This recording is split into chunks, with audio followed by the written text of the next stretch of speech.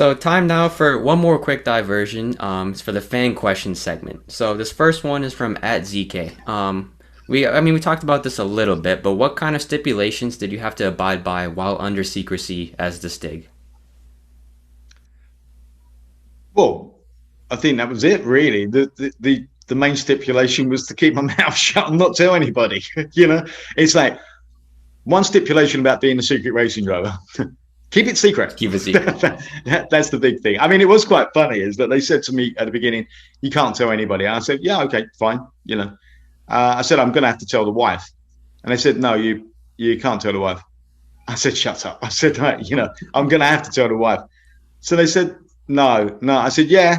And they said, why? I said, mate, you try getting up at 6 o'clock in the morning, just from head to foot in black leather and saying, I should be home around about midnight, darling. And they said, yeah, I see your point. So you would arrive to the track already in your full Stig getup, though. Yeah. The only thing I clearly wouldn't wear on the road is the crash helmet. But it was an old airfield, so I used to park just before the security gates and then put the crash helmet on.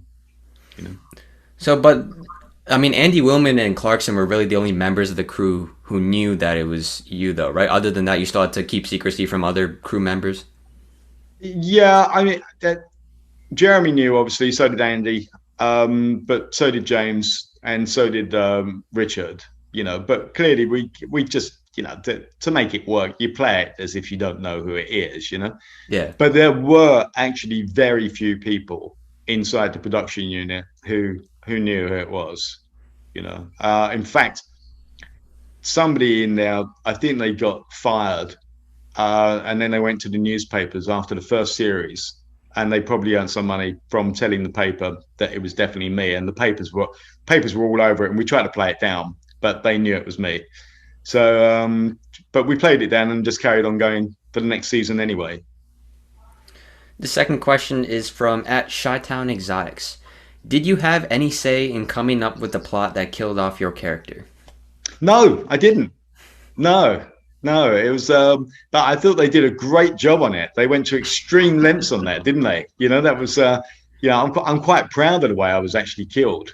Well, actually, I mean, I did make it back, but I was, underwater for 7 years before I managed to get back to UK shores. I was adopted by a friend, by a school of friendly dolphins who looked after me while I was at the bottom of the ocean after being fired off the aircraft carrier. So you had no idea. You just watched like the first episode of the next series and you just saw it then? Yeah.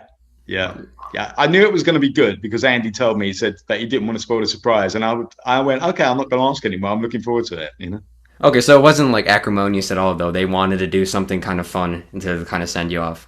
Oh, yeah, no, sure. I mean, I didn't want to continue. And as I said, I don't, I think they knew that I didn't want to continue. So they weren't that worried about losing me, It's as far as they're concerned, they could get another driver and go out and do the same job, really. Because if the driver doesn't have to say anything, then, you can put any Muppet in a suit and send them off in the car, And they found one. Found a Muppet.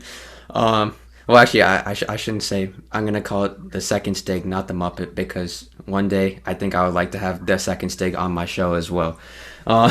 You've gone down in my estimation, Sid. What do you say? You've gone down in my estimation. Oh, wow. Having him on the show. I gotta have all three Stigs. It's I need to be an impartial. All three? Yeah, well, once there's a third one right now. The new one, yeah. Yeah. Although, if the third Stig comes on still in character, I don't think that would be a really interesting interview. Probably just sit here like this the whole time. Yeah, our final fan question is from @WTHS Petrolhead. What was your favorite car that you drove while working on Top Gear? Probably the Pagani Zonda. Yeah, that was pretty cool. Mind you, the only thing about that was that when we got it there, I'm going to try and demonstrate this. The lever that you get in a road car under a steering wheel so that you can put the steering wheel up or down, or sometimes nearer you or further away before you lock it into the position. It's like moving your seat, isn't it? Yeah. Well, their locking device for the steering wheel had broken. So I'm driving this Pagani Zonda flat out, and believe me, it's very powerful. You could rear steer this on the power, through the corners, all that.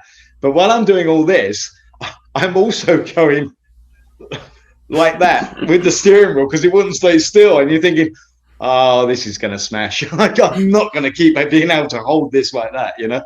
But apart from that, that car was, yeah, pretty cool. Okay, so it must have been pretty good if you still liked it despite all of that. Yeah, I could see through it. I mean, I think I had one or two laps when before it busted, but then after that, you're thinking, oh my god, you know.